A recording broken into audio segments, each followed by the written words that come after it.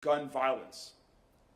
The Gwinn family, who is with us here today, has lost a son to gun violence, and their daughter has been injured in a separate incident to gun violence. Those of us here today, know the personal impact of guns on our community, and we are committed to taking action. Let me now turn it over to our Chief of Police, Jacquelyn Gwinn-Villaroel. Chief? To the mayor, to the elected officials here today, to the Louisville citizens as a whole, and to our media. Again, the top priority for LMPD is to actually continue to drive down violent crime. It is to continue to remove those weapons off of the street that have caused so much harm and devastation to so many families.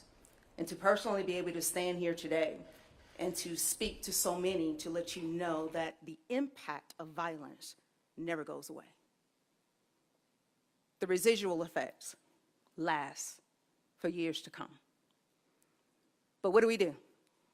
Today we're just, again, another call for action for each and every one of us to actually own up to it and make a conscious decision to say no more. So any way that we possibly can legally to ensure that another family is not in our position, that is what we should do. And so I thank you for, again, understanding that gun violence in Louisville, in any city, should not be tolerated.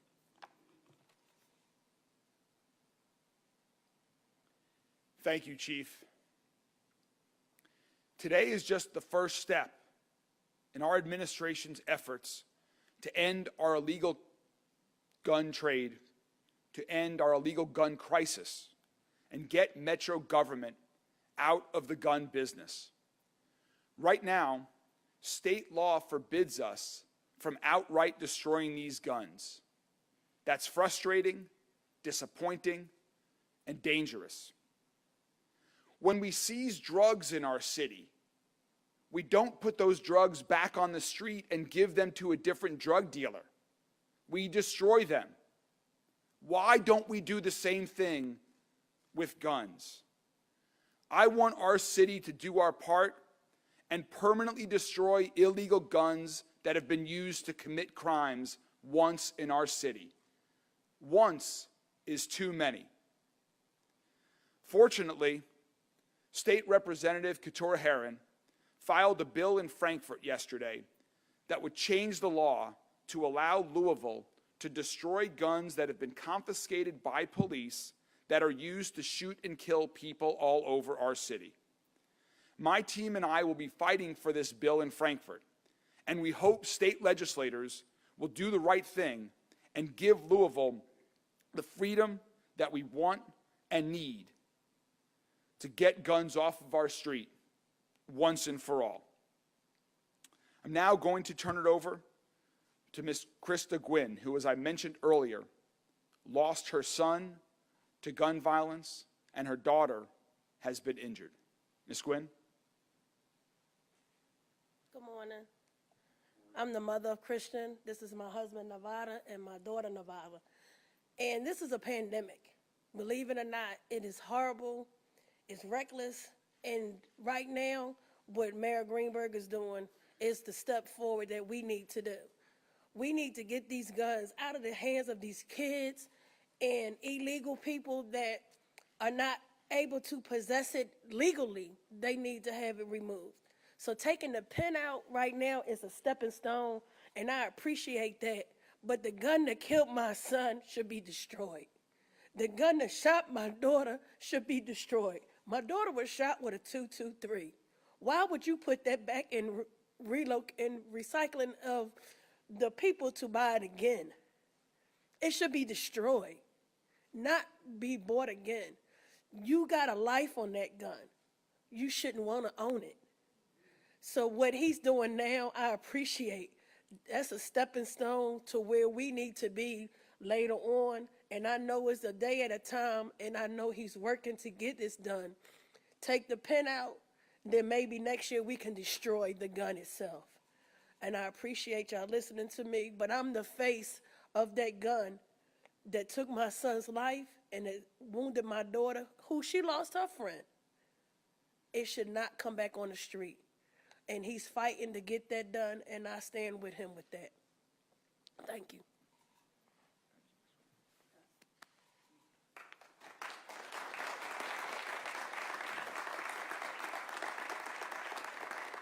Thank you to the entire Gwinn family for your courage and strength in dealing with the aftermath of your personal tragedy that all too many Louisvillians have faced, and continuing to work with us in this effort. I mentioned earlier, every one of us here today has a personal story about how gun violence has impacted us. For me, this week marks 1 year since an individual walked into our campaign office and fired 6 gunshots directly at me.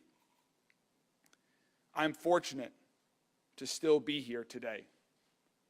A year later, I don't know how or why I'm here, but since that happened, I've known what I'm going to do.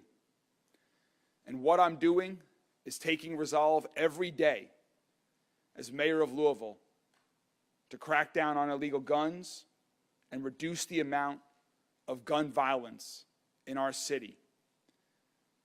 The thought that the gun that was used to try to kill me might end back on the streets of Louisville and be used to try to kill or worse someone else is unthinkable. It's wrong. We can't let that happen. This gun, right here, this gun was used by a 17-year-old child in Louisville who attempted to kill another 17-year-old child in Louisville. Fortunately, the victim survived with gunshot wounds. This gun should never end up back on the streets of Louisville and have the opportunity to be used in another crime. We must stop this madness. We must do everything that we can to crack down on illegal guns. We recognize that this policy is just a start. It's not the complete solution. But we can't sit by while hundreds of people are murdered in Louisville every year by guns. So if this plan prevents one person from losing their life or being injured by a gun, if this plan prevents one family from not having to suffer like the Gwinn family is suffering, then this is worth it.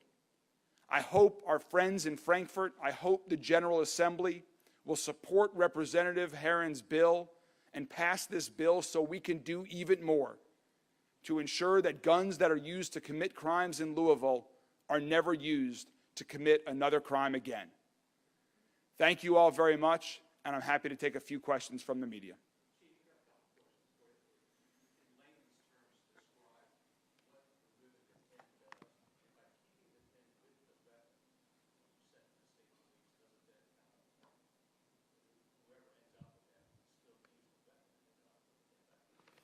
Yes, and you are right. They can still use the weapon, but however, they have to insert that pin back into that weapon in order for it to fire and be operational again. At this point, with the executive order issued to me, the pin will be removed, and we will actually keep that pin with that weapon and then transport it to the other entity that will actually take it from there and do what they need to do with that weapon. So our position on this is we're going to be doing what we are advised to do, and then the other entity will do what they have to do. I'm not an armorer, so I don't want to speak on that and be out of line. We have thousands of those because guess what? LMPD is doing the work by removing illegal guns off the streets. And so we're doing it the right way. We're doing it by true constitutional policing, and we're making sure those individuals that do not have the right to be in possession of that weapon, that we are safely removing them and that we are doing all that we can to be safe in that process. And so at this moment, we have thousands of weapons, and we're continuing to do the work to keep Louisville safe. At one point, it was like 250 to 350 weapons each month being sent to KSP. So that will give you an idea of the work that LMPD is doing on a daily basis to make sure that we're keeping our citizens safe.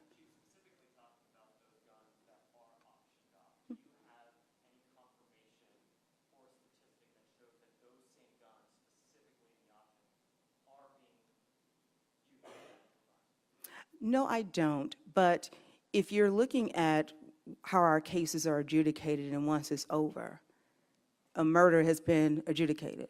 Now somebody is sentenced for that murder, and now that weapon is no longer needed for that case. So my summation would be that's the same weapon that we just talked about that is now moving forward within that pile to be auctioned off. So again, I don't have that certain or that exact statistic, but nonetheless, that weapon is in the pile. There is some data that we have that we can share about guns that have gone through the cycle and have ended up on the streets again. I've spoken to officers about this experience themselves, and there's been other reporting done on that. So we'd be happy to provide that to you. And let me also just add one thing in addition to what the chief said about pulling the pins.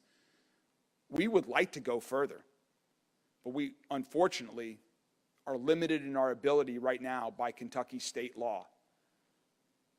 But my conscience is clear. The citizens of Louisville, our conscience should be clear.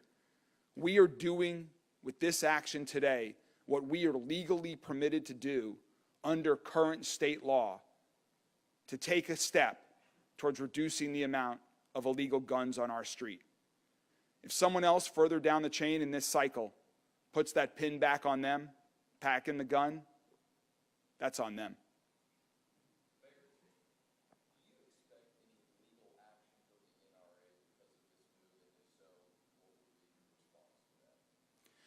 We believe that the action that we're taking today is clearly permitted under Kentucky state law. We are advocating to change Kentucky state law so we can do even more and permanently destroy these weapons. But we have sought legal counsel and are confident that what we're doing today is permitted under Kentucky law.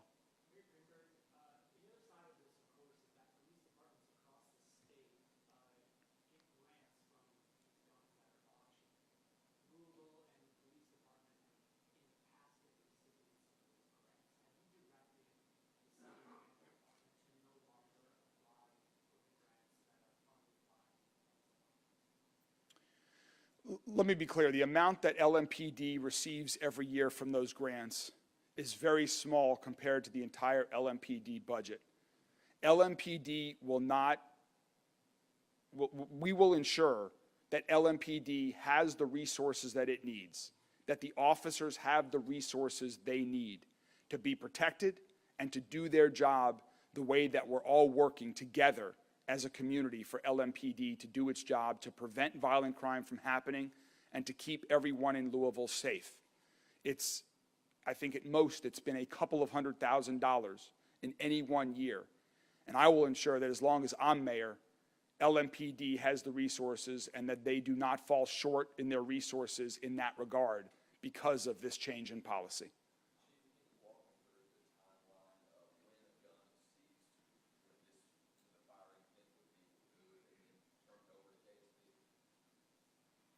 That's case by case. I really can't, because it depends on the courts and everything and when we actually come in possession of that weapon. So that is case by case on that.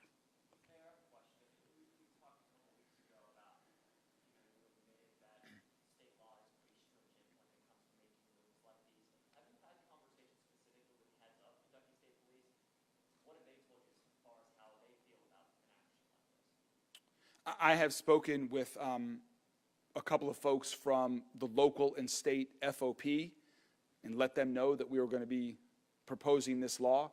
I will let them speak for themselves on what their issue is. I hope on what their views are. My hope is that everyone across the state of Kentucky views this as a common sense law that lets Louisville address our unique gun violence crisis in a unique way to ensure that illegal guns are never used to commit another crime again. One more question, guys. Are there any other cities with similar policies that this is modeled after? Have they actually seen a change? Unfortunately, Kentucky is unique in its law. Our laws prevent us from doing things that other cities can do. I would like to do a lot more to crack down on illegal guns, but we can't because of current Kentucky law, and that's why we're proposing to provide this one exception for Louisville to deal with its unique issue. So I'm not aware of any other cities that are in states that have the same stringent laws that prevent our city from keeping illegal guns off the streets. It simply makes no sense. Thank you all very much.